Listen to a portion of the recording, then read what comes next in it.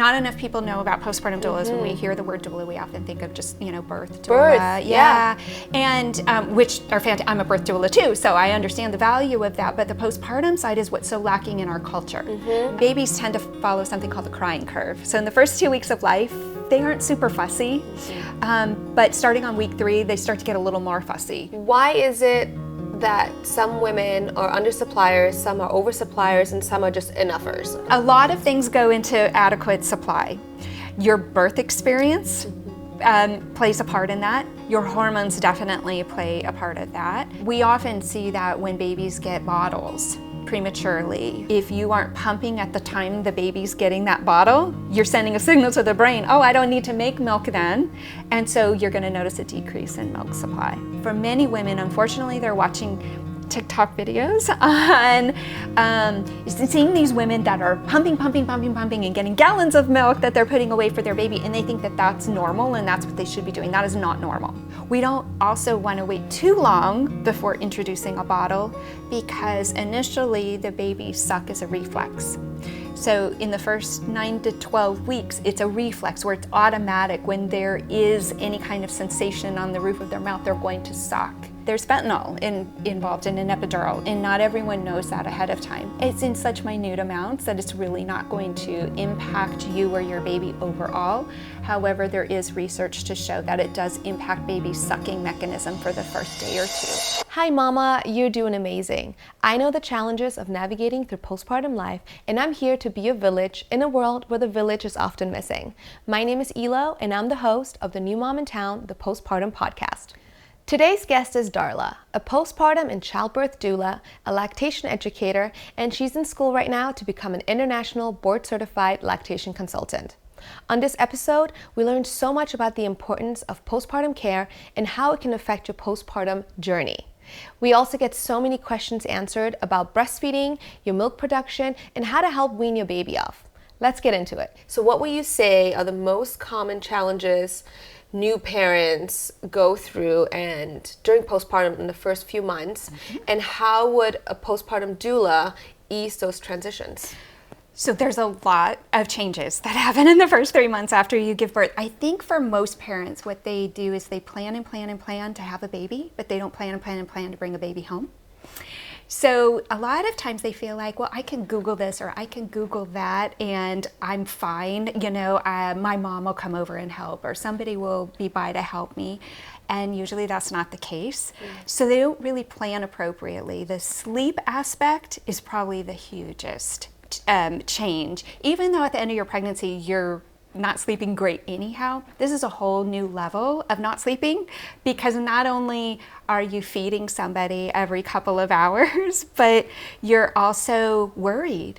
I think a lot of fear creeps in, and you're afraid to really sleep, because what if something happens to the baby? And that's a reality for many new parents. So the sleep aspect is a big challenge. Feeding overall, huge challenge.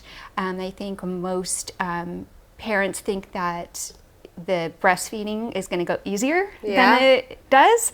And so they don't really prepare for all the challenges. And sometimes they wait a little too long to get help with the challenges. And I always tell parents the first 2 weeks are the roughest, because everyone's learning and everyone's sleep deprived, and it's very frustrating. So that's another challenge. And I would say that a postpartum doula is going to come in and support the mom where she's at with her knowledge base and what she's lacking in knowledge, but allow them the space to kind of figure out how they want to do things. So we don't have an agenda. We don't come in there saying, oh, you have to do it this way or that way, which sometimes when you have a parent coming in, they have an agenda. They're like, oh yeah, we're gonna do it this way, and this is what I did with my kids. We as doulas will come in and say, no, what do you want to do? What are your goals and objectives, and how can I support you with that? So the sleep aspect. So postpartum doulas can work daytime or nighttime. So during the day, for example, if I came in, I would probably be doing a lot of education, calming and soothing techniques. I'd be supporting with breastfeeding. I would be feeding you, making sure you're eating and drinking plenty of water. And those times in which there's a lull, I would say, why don't you go read a book, or why don't you go watch a TV show, and I'll let you know when baby's due for the next feeding. And that kind of allows you to kind of rest and relax. What I've learned over the years is not telling a mom to sleep when baby sleeps, because it's a lot of pressure to perform. If somebody says, oh, go to sleep. Right. How am I supposed to shut everything off and just go to sleep? But if you take the pressure off and say something like, go read a book or go watch a movie, boom, in 2 minutes they're out, because they don't feel like the pressure to perform. And they also know that somebody's there and going to watch after their baby while they're resting. So we're going to help with all of the educational components and making sure you're feeling confident, so that when we're not there, you know what to do. Absolutely. I don't want to just take over, because then how am I really teaching you anything? Then at night, for nighttime postpartum doulas, what we come in and do is the beginning of the shift, we'll often just kind of go over, how was your day? What did you struggle with? What do you need to know more about? And we try and get some education done initially. Wow. And then we talk about when did baby last feed? And we try and time the whole shift around baby's next feeding session. And if baby needs to be fed, how can I support you with breastfeeding? Can I give you any little tips and tricks to help maybe feedings go a little bit better? What I find also is that those nighttime feeds are tough, because mom's so tired. But having a postpartum doula there that's going to kind of troubleshoot some things with you and talk with you, it's a little bit of a distraction, so you're more willing to complete a feed. I mean, sorry to interrupt you. Yeah. Besides it being a distraction, I think it also feels good to have somebody there that understands you, because yes, my husband is there, or he's sleeping, or he's not sleeping, but I just feel like he's not like a good enough help, because he doesn't understand what I'm going through, where I feel like maybe a doula absolutely understands what I'm going through. So that it just mentally, I feel that would be a huge help. Yeah. And those middle of the night feeds also, so it's not like we're going to come in and just completely take over all care of the baby at night. It's more like, okay, let's get through this first feed. You go to sleep, grab as much sleep as possible, because I'm going to change the diaper, swaddle the baby, and get them down to sleep. And that's like saving you like 45 minutes. So we'll do that, and then maybe we'll throw in a load of baby's laundry. We'll do some dishes that are in the sink. We'll wake you for that next feed, giving you enough time, because remember in that first week especially, it's a whole process of going to the bathroom, right? Oh, yeah. So we're going to make sure that you get that opportunity to clean yourself up, get yourself sitting in a comfortable spot. We're going to help you with positioning. We're going to have a snack ready for you. We're going to have water or tea or something set up for you. And then helping you get that latch down.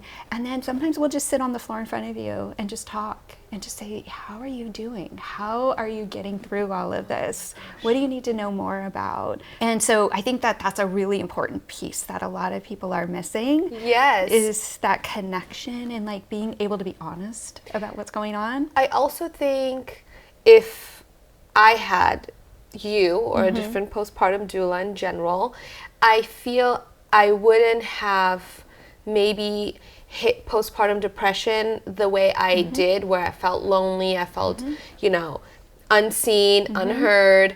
I think like that. I'm flabbergasted. I'm so sad that I didn't have fun. Well, and I think that it is sad, because not enough people know about postpartum doulas. When we hear the word doula, we often think of just, birth doula. Birth, yeah. And which are fantastic. I'm a birth doula too, so I understand the value of that. But the postpartum side is what's so lacking in our culture. American culture kind of places, kind of makes women, I think, feel a little less than if they ask for help.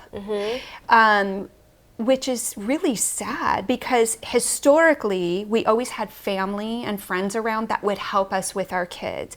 It was very kind of woman-centered birth scenario, where as soon as the birth was concluded, you would have family and friends that would come in and they would do the cooking and the cleaning and taking care of other kids if there were other kids around, and they would really dote after the mom so that she could take care of her baby.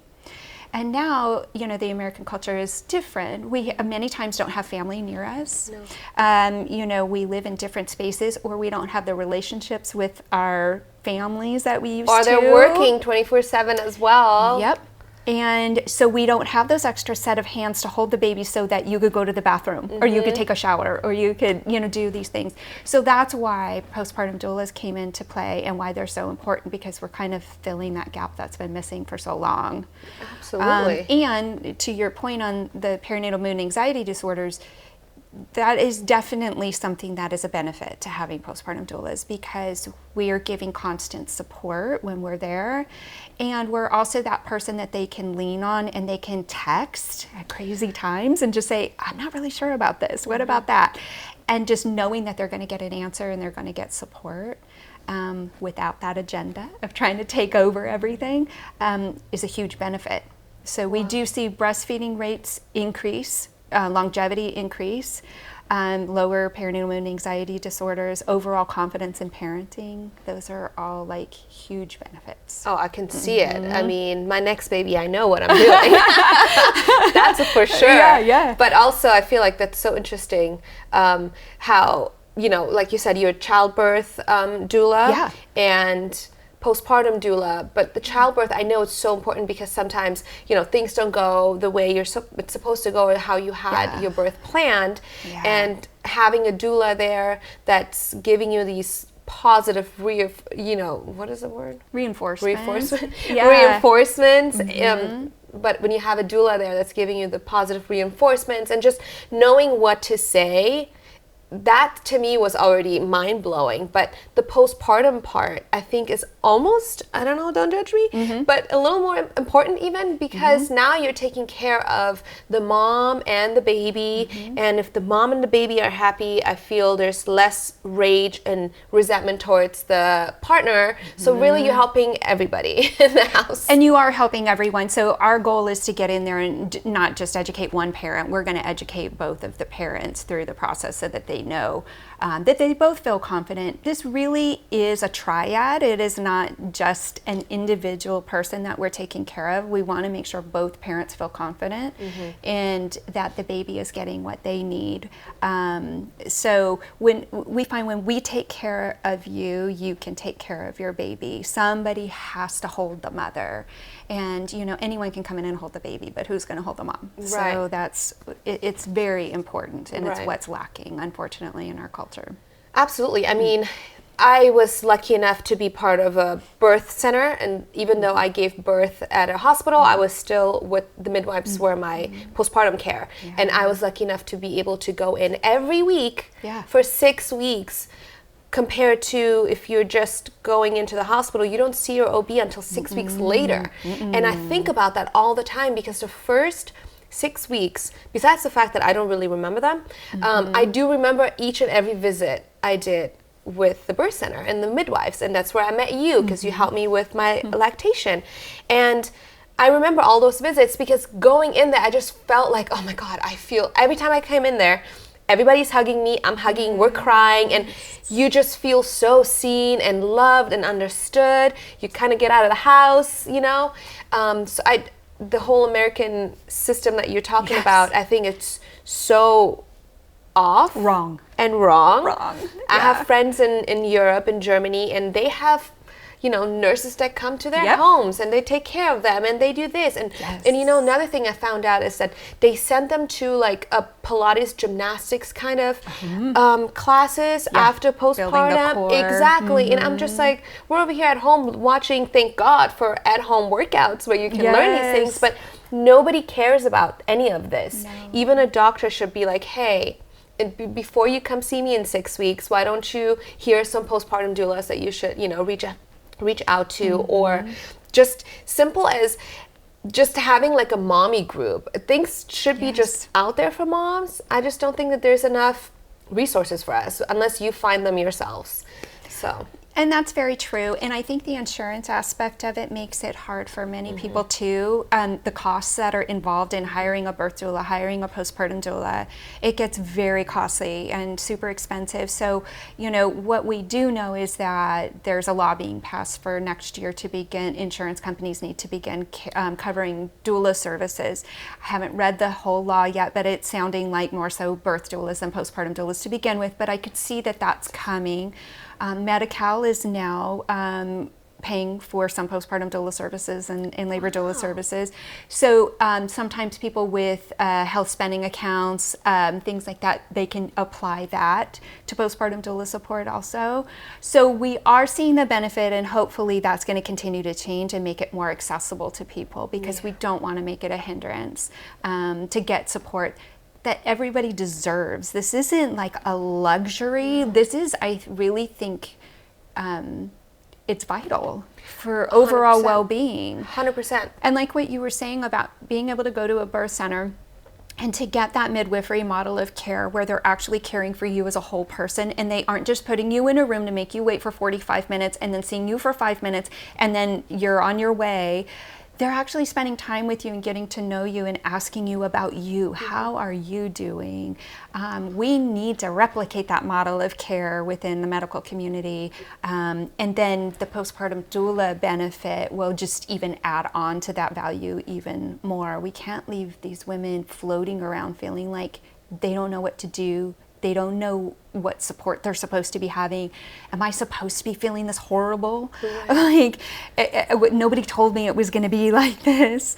So we have a lot of work to do in our country, for sure, when it comes to new moms. I'm just so blessed to know you. And it's great, the work that you do. I really hope that even like being on here and just for us and other moms hearing this and knowing about it, because I didn't know. I didn't even know about postpartum doulas until just recently. I just thought you're a lactation educator. Like I didn't know, you know? Yeah. So it's like certain things that I feel we are lacking as well, like we've talked about. So another question about the postpartum part. How long or at what point would you say is best to have a postpartum doula, besides, of course, just the beginning part? Because I can imagine that's so helpful. Yeah. But I feel like certain things kind of didn't hit me postpartum wise, like anxiety or depression or whatever I was going through, until, let's say, at 4 months or at 5-6 months, when something is still not clicking or the baby is still, you know, not sleeping through the night, or you're co-sleeping. So would you say somebody can just say, hey, I should, you know, hire a postpartum doula at that time too? Is that a thing? So typically postpartum doulas will work with a family until the baby's about 4 months. So that's kind of at the point at which we should have been able to educate and support you to feeling better. However, sometimes we do stay on longer depending on what's going on. What we like to see is early intervention. So if we start with you early enough, hopefully we're going to prevent you from needing that kind of support later on. So the earlier, the better. Yeah. And what I find with, just based on newborn development, babies tend to follow something called the crying curve. So in the first 2 weeks of life, they aren't super fussy, but starting on week 3, they start to get a little more fussy. And they keep going up this mountain of fussiness, and they peak out about 6 to 8 weeks. So when people ask me, how long should I have a postpartum doula? I will usually say, make sure you kind of keep me on through that 8th week, because that's a rough patch. And then it starts getting easier, and around 3 months of age, they start to chill out a little bit more, and they're a little easier to navigate at that point, and they're usually sleeping better. So if we can start early enough, get you through a minimum of 8 weeks, and then maybe wean back. Right. Like just say, oh, maybe I'll just have you 3 times a week or 2 times a week after that. And then, you know, and then obviously sometimes there's hiccups, and they're like, hey, can you come an extra day or an extra night? And if we can, we will. So that's the hope, is that we're starting early enough to get you feeling good by the time baby's about 4 months old, and you feel like, I got this. I feel really empowered. Yeah. How can parents set realistic expectations around rest? So the reality is, you're not going to get a lot of sleep in the postpartum period. That's just reality, because we're following babies, and babies don't follow a clock. They don't know how to tell time. And they typically, in the first couple of weeks of life, they need to eat about every 2 hours. So it's very hard for you to grab any concentrated amounts of rest. And I hate when parents, or when others tell parents, sleep when baby sleeps, because that's a lot of pressure. However, it is important to rest when baby rests, and to give yourself permission to not do all the things. To take that break for, and I tell my moms, at least 30 days. In every other culture, they observe 30 to 40 days of rest. right? Where you are not supposed to do anything but take care of yourself and take care of your baby in those first 30 days. So I would encourage families to get more realistic about that in bringing in other kind of help that will help throw in a load of laundry or do those dishes or do a little bit of cooking for you, so that you don't have that added pressure. Anytime a baby is kind of resting, it is beneficial for you to rest. Knowing that, like I said, the first couple of weeks are going to be really challenging in that following that every 2 to 3 hour feeding cycle. Right. And then once baby regains its birth weight, so somewhere around the second week, then most pediatricians are on board with, if baby's gaining weight and doing well, then feed on demand at night. Continue with your kind of set structure of feeding every 2 to 3 hours during the day, and then at night allow baby to do a stretch if they want to. Feed obviously if they get up to feed, but that will allow you to kind of get a little more consolidated rest at night. So that's something that can be helpful, but I wouldn't put so much pressure on yourself as a new mom, to think that something is wrong if your baby is not sleeping through the night, for example, and therefore you're not sleeping through the night. It's not reality. It just honestly is not. It's not biologically normal. Right. So take that pressure off of yourself. Pass off the load of stuff you have around the house so that when you have an opportunity to rest, you can rest. That's a good tip. So where could moms and new parents and parents to be find postpartum doulas? So in every community, there's going to be different groups that you can reach out to. You can, simply Google search postpartum doula in this particular area. And almost always you can find Yelp reviews or you can find websites, and you want to do your homework though. When, to be fair, I think it's a good idea to reach out to moms groups in the community and just say, hey, I'm looking for a postpartum doula. Who did you guys use? Tell me about them. And then at least you're going to get referrals that way, and then do your homework. Research that person. Look at their website. Look at how many families they've worked with. Talk to them, interview them, and make sure it's a comfortable fit, because there's not one doula that's right for every family. And sometimes it's a personality thing, and you want to make sure, could I stand this person when I'm not feeling good? Can I stand being around this person when I'm not at my best? And does their voice bother me? Does their mannerisms bother me? Those kinds of things. What kind of rate do they charge? Is it affordable? So you want to just really delve deep into it. But starting with your moms groups, I think, is a great way to do that. Anyone can reach out to me also, because I'm so interconnected in that world. They can always reach out to me, and I can help find them on the right path to finding resources. Perfect. Yeah. And let's say I want to become a postpartum doula. How do I become a postpartum doula? Well, no, you can train with me. Actually, I have trained over 850 postpartum doulas so far. And I was with a large, well-known organization for many, many years. And I decided to go out on my own for starting 2025 because I feel like my name was known in the industry, and I figured I have a little more control over what I teach and how I teach it. So, there are many organizations out there, so I'm not going to poo-poo any of them.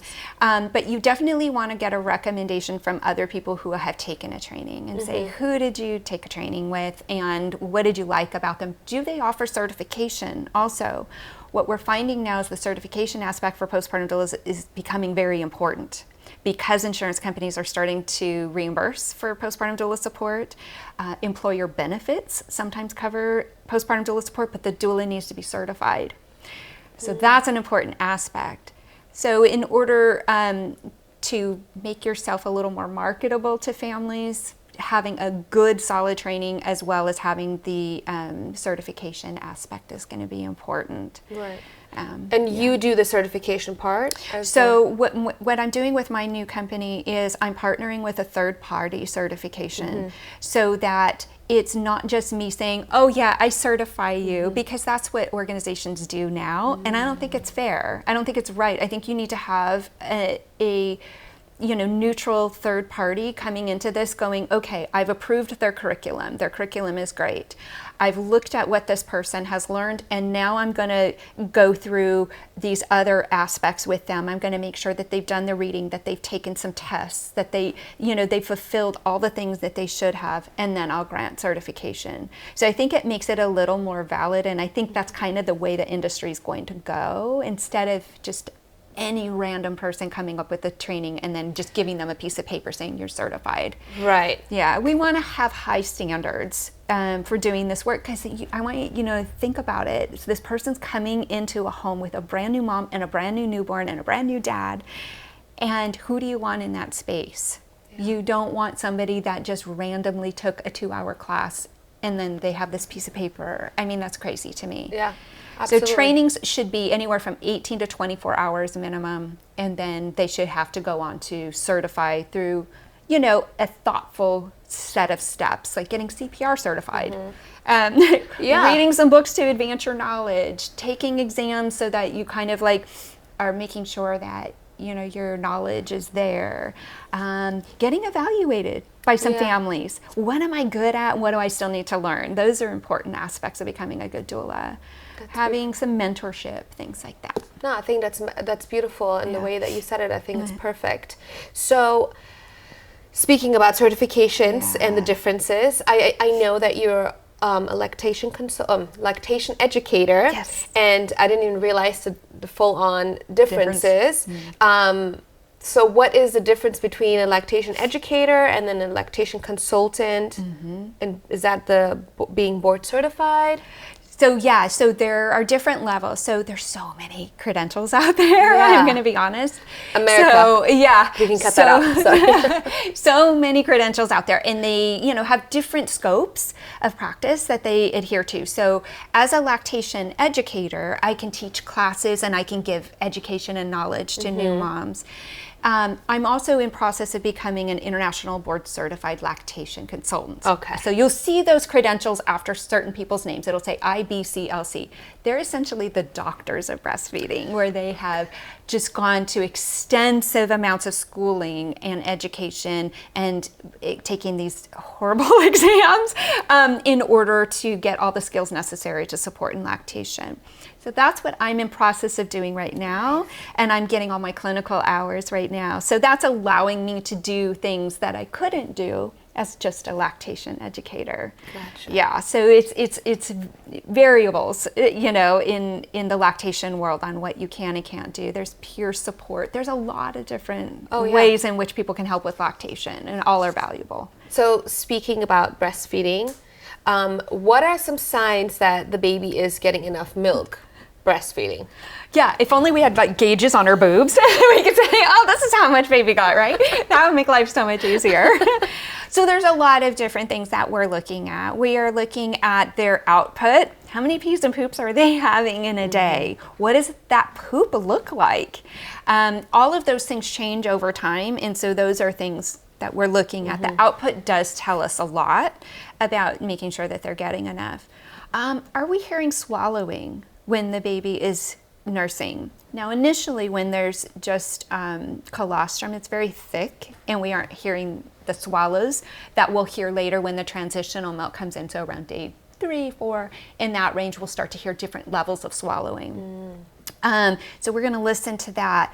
We're going to look at baby's weight gain. Weight gain is really important. And again, parents don't typically have scales at home, and so they may not know, and we don't really want them to, because we find that some parents are get a lot of anxiety over that and will overweigh their baby, like constantly weighing their baby.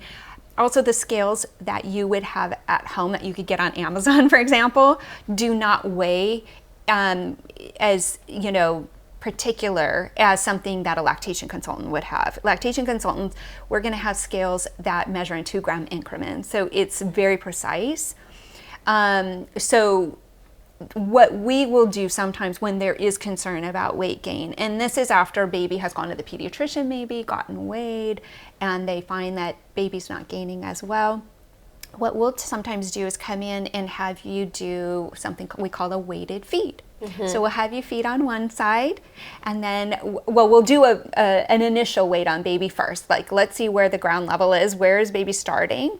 We'll have you feed on one side, do a nice feeding, weigh the baby, see the math between those two things to say, okay, this is how much baby was able to transfer in 15, 20 minutes. Okay, now let's do the next side. Okay, this is how much baby was able to transfer in that period of time. And that will tell us if baby has the ability to transfer well at the breast. So that's another thing, but we usually don't implement that unless we're seeing true worry or need for that to happen. Right. So is baby awake during the feeds? Are they actively nursing? Or are they doing these little tiny little non-nutritive sucks? Are we hearing a lot of clicking? So there's a lot of things that we're looking for when we're trying to assess whether a baby is getting enough. But parents at home, watch those diaper counts, listen for those swallows. Is baby gaining about an ounce per day once your transitional milk comes in? Those are all the things that we're kind of looking for. Yeah, I definitely was there before, and we did a weighted feed together, and that was very helpful to kind of find out more about how much milk I was producing. And I also learned from you that day that, you know, even though I'm producing, let's say it was like 2 ounces or something, but he's not gaining weight per se because he's using so much muscles and things where he's losing all the calories, something like about that math. I don't remember it exactly, but I remember you mentioned that. So he was probably just not transferring well. He was working really, really hard at the breast in order to transfer. And so sometimes we look for, are there oral issues with the baby? Does their tongue not work the way that it should in order to remove milk? So while your body may be making enough milk, is the baby able to remove that milk? And if they have oral restrictions, ties, or just weak jaw or weak suck, sometimes they can't remove all the milk that they need in order to grow correctly. So staying on top of that so we can kind of, do an oral exam, figure those kinds of things out ahead of time or early enough. Interventions can take place, whether that's giving you oral exercises to do with your baby to strengthen their tongue or the way that they move their tongue or how strong they suck, or sending them to an occupational therapist that specializes in feeding challenges so that they can work with them to help them feed more effectively and, remove the milk and start gaining. That makes sense. Yeah. So I know that I was an undersupplier, unfortunately, and that's okay. But why is it that some women are undersuppliers, some are oversuppliers, and some are just enoughers? So supply, a lot of things go into adequate supply. Your birth experience plays a part in that. Your hormones definitely play a part of that. Your baby's ability to remove milk effectively also impacts your milk production. So there's a lot of potential issues that can happen.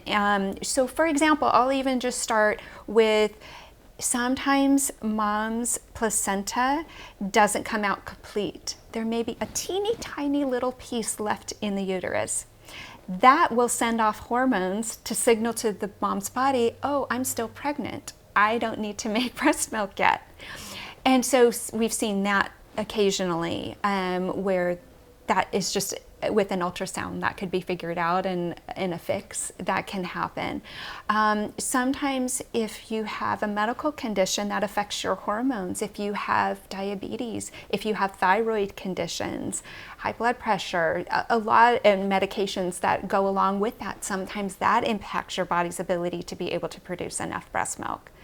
Many times it has to do with not emptying the breasts. So not getting baby on the breast for a long enough period of time to signal to the body that you need to keep making more milk.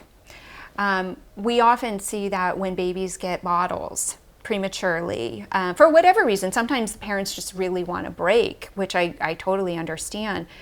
But not knowing that if you aren't pumping at the time the baby's getting that bottle, you're sending a signal to the brain, oh, I don't need to make milk then. And so you're going to notice a decrease in milk supply. Yeah. So all of these things play a part. And the oversuppliers, sometimes it is hormonally based. They have like an overabundance of certain hormones that are just making it that they hyperlactate. But more often than not, women who hyperlactate, it's kind of a forced thing that they're doing to themselves. Not always. I don't want to make it, I don't want to put the blame. Some women really do have hormonal imbalances that make, that happen. But for many women, unfortunately, they're watching TikTok videos on seeing these women that are pumping and getting gallons of milk that they're putting away for their baby, and they think that that's normal and that's what they should be doing. That is not normal.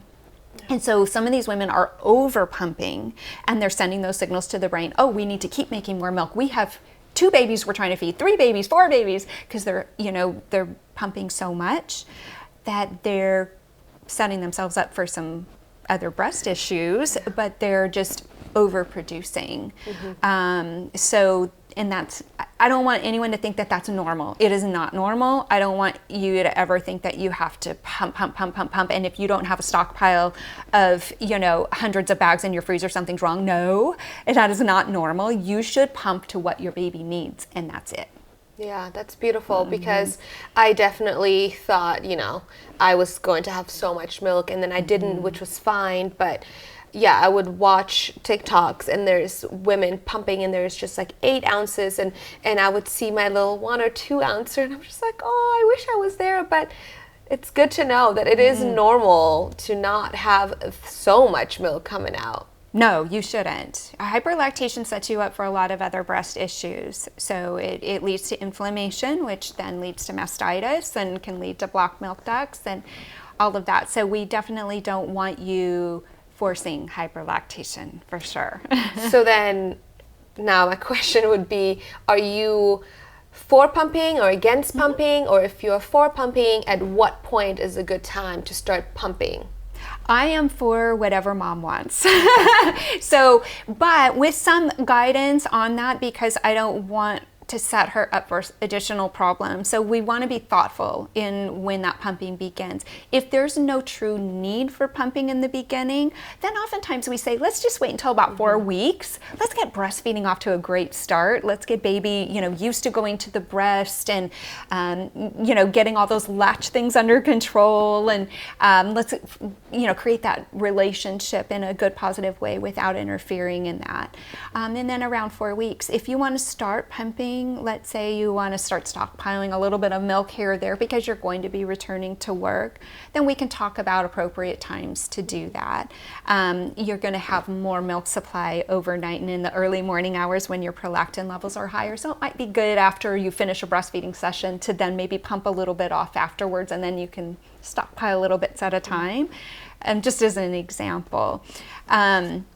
So pumping is something that we also talk about if, as I mentioned, if she's going to be returning to work, we do want to set her up with a good system for removing milk and finding the pump that's appropriate for her and not over pumping, but pumping just enough.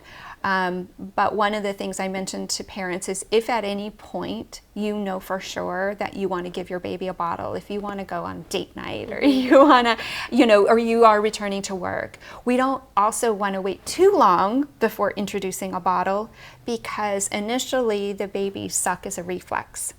So in the first 9 to 12 weeks, it's a reflex where it's automatic. When there is any kind of sensation on the roof of their mouth, they're going to suck. However, that reflex integrates around 9 to 12 weeks. So it goes away and it becomes a choice. And so it's going to be harder to introduce a bottle if we wait until the baby's 9, 10, 11, 12 weeks, because they're going to have a choice and they're going to probably kick it out and argue with it and fight it. So if we can introduce 1 bottle a day, 1 ounce a day, starting around week 3 or 4, then we know that they're going to then kind of hardwire their brain to be able to know what to do with it when that reflex goes away. Interesting. Yeah. And I remember when we had to supplement with donated breast milk, we had, the bottles that everybody has, and you suggested a different bottle that had a gentle flow that is more closer to like a breast. And I can't thank you enough for that, because I know I've told a lot of moms about it. Yeah. And to this day, we still use Even Flow.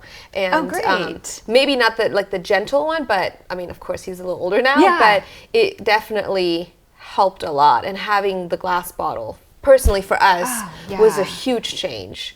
Oh, sure. And the Even Flow Balance Plus does come in the glass option, but those nipples fit on other glass bottles, which is helpful. And that's such a great point. Thank you for bringing up the bottle thing, because I think when parents look at bottles, they look at something that they think looks like a boob and they think it's going to work, and it doesn't. Anything with a long nipple and then a wide base, babies will tend to kind of nipple feed. So their lips are going to stop where it gets wide, and they are going to have a very shallow latch. And guess what they're going to do to mom's boobs? They're going to do the same thing. They're going to get very, very shallow on that. So having a graduated, more triangular shaped nipple, like an Even Flow Balance Plus or a Lancino bottle, even the bottles that came with the Spectra pump, they also are graduated. So those are a great option too. So we can make even a Dr. Brown's narrow work too, as long as their lips are touching the white ring or the plastic ring. What we want to do is make sure that baby has a wide open gape. That wide open gape is what they need to do on the breast as well. And so it makes going back and forth between breast and bottle a lot easier and less damaging to mom's boobs. Yes, because that's what we definitely don't want. No, we don't want chomping on the nipples. That is not fun. Absolutely not. So we had posted we opened up questions on Instagram, and there were some moms that asked some questions that we would love to ask you. Okay. And so our first one was, how can a mom start weaning her baby?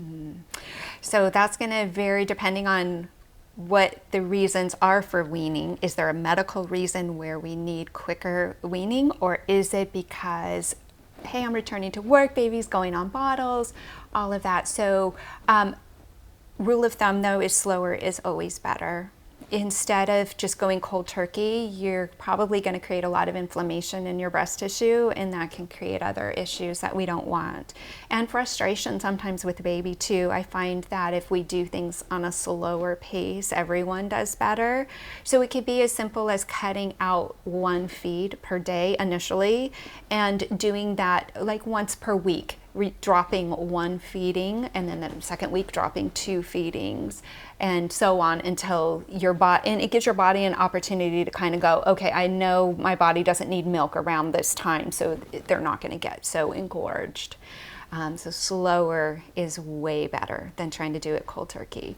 So that would be also for a baby that's, let's say, 10 or 11 months old. Yeah, I would still do it slower. They're going to have more of an emotional attachment at that point to the breast also. So breastfeeding is more than nutrients. It is comfort to them. It is how they deal with pain sometimes too. So, and if they're going to be getting their 12-month molars, they may want to nurse more because that's comforting to them. Now, some babies will go the exact opposite way and be like, I'm going on a nursing strike. But some babies want it for comfort. Yeah, definitely cutting out one feeding per day, per week, I think is a nice steady way. Knowing that babies, even around 6 months old, when they're starting to sit up and they're starting to eat solids, they're not going to nurse as much because they're getting nutrients in another way. So that's the point at which it might be a little bit easier to start that weaning process. Yeah, around that 6 months of age, I would say. So you mentioned nursing strikes. I know that there was a question about the nursing strikes and acknowledgement of that. What do you do about it? So nursing strikes are crazy because babies will all of a sudden refuse to breastfeed. And they will be, many times they'll be super frustrated, but they'll not want to breastfeed. And so understanding why this is going on is important. And there's a lot of reasons why this can be going on. This could be caused by a smell, as silly as that sounds. So sometimes if mom uses different soap or uses different laundry detergent, or hormonally she's going through something and her body odor changes, sometimes babies will actually respond to that and not want to nurse because of that. And they'll get super frustrated. They'll like go on the breast and then they'll be like, no, I don't want to have anything to do with you because I don't understand your smell.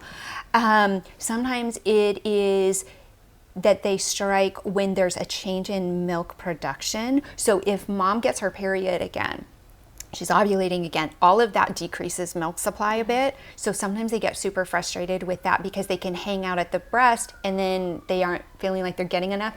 So they get angry and frustrated, and so they may back off altogether. If they're teething, sometimes they'll go on a nursing strike, which, as I mentioned, is kind of weird because sucking is actually comforting to them typically. But sometimes they'll be like, I don't want anything in my mouth because my whole mouth hurts. But those times when they're going through these nursing strikes, it's important that they still get the nutrients. Right. So either you're pumping, now depending on age, either you're pumping and trying to give them a bottle, or you're pumping and spoon feeding or cup feeding, or if they're older and on solids, maybe you're putting it in a sippy cup and trying to work with them on doing a sippy cup. You blend it up into a smoothie or something like that, so they still get the benefits of the breast milk, because breast milk is really building their immune system, so it's important for them to continue breast milk as long as possible. If you are on a low-fat diet, do you produce low-fat milk for your baby? Such a good question. It seems that way, wouldn't it seem that way? But no. So it may change the kinds of fats that are in the breast milk, but it doesn't make it low-fat milk. So milk is made from plasma, blood products. It's not made from the food you eat. The food you eat can impact proteins and things like that are found in the breast milk, but no. What you're going to get is the fat that you want your baby to get is towards the end of a feed. And so that's not going to change. So you want to make sure baby hangs out on the breast as long as possible so that they get the benefit of the foremilk and the hind milk. The hind milk is going to have that fattier milk. So you want them still getting that, but it's not going to make it low fat milk for them. They're always going to get low fat milk at the beginning of a feed. That's the foremilk.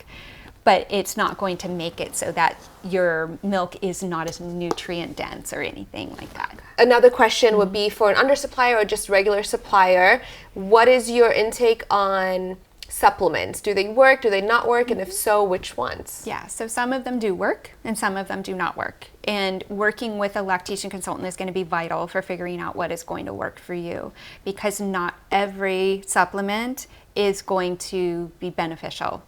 So moringa leaf powder, which is one that I often resort to because we know that it does increase prolactin levels, and prolactin is what is needed for breast milk supply, but in certain dosages can be beneficial. But more than anything, even if it didn't totally help increase milk supply, it is a superfood, so it's going to make you feel good. It's got a lot of great vitamins A, C, iron in there, lots of really good things that are going to make you feel good overall. And what I have seen in practice is that it really does help to increase milk supply in the right dosages. However, the FDA has basically made it mandatory that anything that is marketed as a milk increaser, a milk booster, needs to include the herb fenugreek. And unfortunately, fenugreek is contraindicated for people with thyroid issues. And so if you didn't know that though, and your doctor says, yeah, take some fenugreek or take this, multi-herbal supplement, and it contains fenugreek, you're actually going to tank your milk supply. So it's bad that people that don't have enough knowledge based on this are recommending things, and it's bad that our FDA has made it, known that everything has to have fenugreek in it, and that can be bad actually. So working with a lactation consultant to try and figure out what are the best things, what are my best options, and what those dosages should be is going to be your best bet. Don't just go that alone. Don't just go buy something off the counter, off the shelf because you think think it's going to help, really have a conversation with a lactation consultant who's done a health history on you to find out, is this going to be okay for you, or is this going to make things worse? But overall, I want you to have a really, really good diet. I want you to drink a lot of water. I want you to eat a lot of leafy greens. I want you to eat proteins. I want you to eat good fats, all of those things, because they help your overall health. Lactation cookies are nice, but they aren't going to really improve your milk supply. I'm sorry, they're just not. The ingredients in them, many times people think, oh, it's got oats in it, so that's going to help. There are components of oats that can be helpful, but you have to have such a quantity that chances are you're not eating 100 cookies a day. Or you are, and you just get fat. Well, what actually happens is, and what I believe, is that you eat a cookie and it tastes really good, and so that releases oxytocin, that love bonding hormone, and you need oxytocin for milk supply. So maybe that's what's helping. But in reality, is it going to increase your milk supply? Probably not. If it's working for you, knock yourself out. It can't harm you. But talk to a lactation consultant. They'll work with you on what can be helpful. Wow, that's very good. Last question. Mm-hmm. Do breast implants hinder milk supply? They can. They can. So I've seen a wide variety on this topic, where I had this one mom that had a reduction, a lift in implants. And I thought, my goodness, she is going to have such a challenge breastfeeding. She breastfed like a champ. Wow. So for whatever reason, it must have been the placement of the incisions and all of that allowed her to transfer milk to her baby very effectively. And that was great, but by no means is that the norm. Mm-hmm. So what we look for, and we always ask this at an intake, is, have you had any breast surgeries? And we want to know what surgeries you've had and where the incisions are. If we see that there are incisions, for example, around the areola where some of those milk ducts are, we might notice that she's able to produce well, but she can't transfer well because they're severed and there's scar tissue in the milk ducts, and so it's not allowing milk to come out through the nipple. And sometimes it'll back up and go out in other ways, so sometimes it works out okay, sometimes it doesn't. But there is some research to support that duct tissue regenerates with each pregnancy. So while she may not have been able to breastfeed baby number 1 after having breast surgery, baby number 2, she might be more successful, and baby number 3 even more successful. So that's the good thing. But we take it on a case by case. Right. So we watch them closely. Is baby doing well? Is baby able to transfer even with the implants? And sometimes there's no issues at all. Wow. And sometimes there is. Well, we're gonna know with baby number 2, once it's time for me, if it's better, right? We'll find out. Yeah. Oh my gosh. Thank you so much for all this amazing knowledge, education. Before we end this episode, that I don't want it to end at all, we asked the previous mom to ask the next mom a question. And the question is, epidural, no epidural, why and why not? Because she said that birth plans just don't always go as planned. And she's pregnant right now. Oh, isn't that the truth? So I am a birth doula, as you know. So I really don't have necessarily an opinion, though, on epidurals. I think it's a very individual decision that has to happen based on why they want the epidural. I find that a lot of moms will say, oh, I want to have a natural birth, and then they're 8 centimeters, and then they're asking for an epidural because they think that that's going to go on forever. That amount of pain is going to go on forever, and it's hard for them to wrap their brain around the fact that you're done and this is going to end very soon. And so sometimes they don't know that, and so they are like, I gotta get it because I'm not going to be able to make it. And then there are some that have a true fear of pain, and they know that they just are not going to be able to do it without an epidural, and that's okay. Everyone has their own limitations. I don't know what your pain threshold is. Interestingly, I worked with a mom who was being induced, and typically an induction is a long, painful process.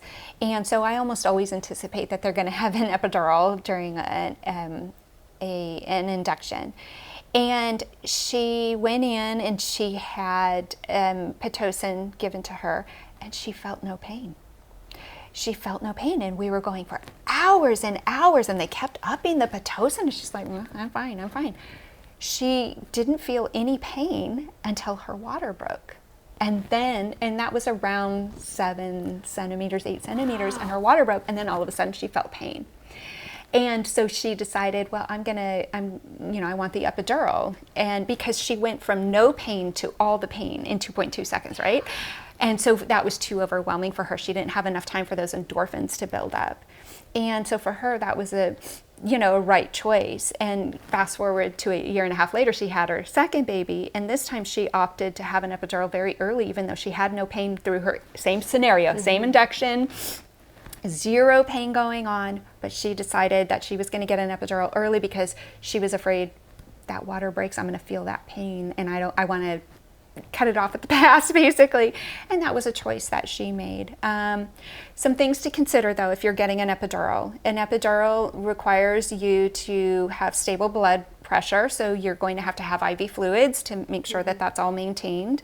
If you have any blood disorders, you may not be eligible, so you have to figure that out. And it's going to make it so you're stuck in bed. So if that, for some people, I've had some clients that have a real kind of fear of being tied to anything, not having freedom of movement. And so an epidural never would have worked for them. They need to have that level of control.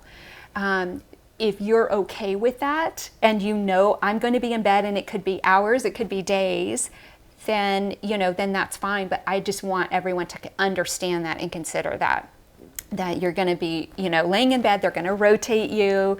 You're going to be on other medications as well. So it's kind of a snowball effect. And what we do know is there's fentanyl involved in an epidural, and not everyone knows that ahead of time. It's in such minute amounts that it's really not going to impact you or your baby overall. However, there is research to show that it does impact baby's sucking mechanism for the first day or two. So that's something to consider also, that, nursing may be a little challenging. It's going to be challenging anyway in the first 2 days, but even a little added layer to that. Wow. Some people get headaches from them. Some people get back pain after the fact from where it was placed. Depending on the hospital system, if you're with Kaiser, for example, they don't allow a partner or a doula in the room while you have an epidural. You are there with your anesthesiologist and with your nurse, and that's it. Mm-hmm. And for some people, that's hard because they really want that support. Yeah. So those are good questions and things to ask ahead of time. But if you do get an epidural and you are in bed, get a peanut ball. Oh, there you go. A peanut ball is going to help bring baby down, going to help things go because you're going to keep your hips nice and open, your pelvis open. So that's what I would say. Okay, yeah. I love that. I'm not totally anti-epidural. Okay, we love that. And so what would be a question that you would like to ask the next mom? So as a new parent, what did you excel at? What were you really, really good at? And what did you wish you knew more about, that you kind of felt like, oh, I didn't do this right. I wish I would have learned more about this topic. I love that question. Well, Darla, thank you so much for this amazing episode and amazing knowledge and information. I can't wait to have you back on. Anytime. Thank you so much for joining me today and being part of this conversation. If you found this episode helpful or inspiring, please give it a thumbs up and leave a comment down below. Your support truly helps other mamas find us. And of course, if you haven't already, hit that subscribe button and become part of our village so you never miss a new episode. We're all in this together. Until next time, mamas, take care and bye for now.